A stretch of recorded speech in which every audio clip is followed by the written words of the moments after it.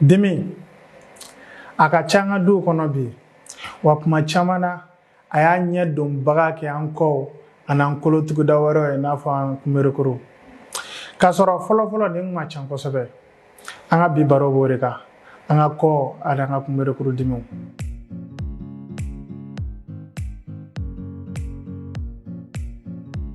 San 10 san 20 kɔfɛ kɔdimi kun ye cɛkɔrɔba ko de ye.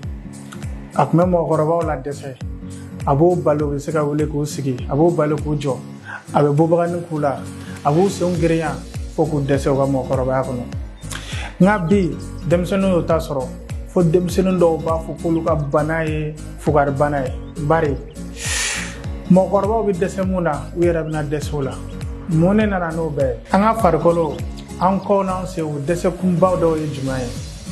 N'i y'a jateminɛ anw yɛrɛ ka diɲɛlatigɛ yɛlɛma cogo. Mɛ n yɛrɛ ɲɛfɔ, anw caman bɛ yen an bɛ tile bɛɛ kɛ anw sigilen don, anw bɛ baara la ou bien an bɛ fɛn wɛrɛw la.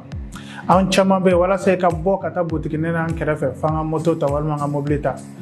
Olu bɛɛ b'a to farikolo tɛ lamaga, farikolo bɛ dɛsɛ joona. Olu bɛɛ bɛ na ni kɔ ou bien kunberekuru dimiw ye. K'a fara siraban kasaraw kan n'olu dɔw bɛ na ni farikolo paralyselen ye. An dun bɛ se ka mun kɛ? I n'a fɔ an ka mɔgɔkɔrɔw b'a fɔ cogo min na, bana kunbɛn o ka fisa ni bana furakɛ ye kosɛbɛ. O sira kan physiotherapie ye fɛɛrɛ dɔw sigi walasa an ka mɔgɔkɔrɔbaw bɛ se ka kisi ninnu ma cogo min na. A fɛɛrɛ fɔlɔ ye jumɛn ye? Ka farikolo labɛn walasa kɔrɔ kana dɛsɛ k'a la.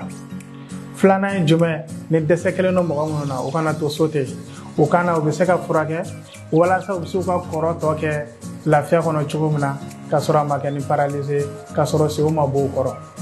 N'i mago bɛ kunnafoni wɛrɛ la kana se ka i bɛ se ka weleli kɛ numéro la duguma.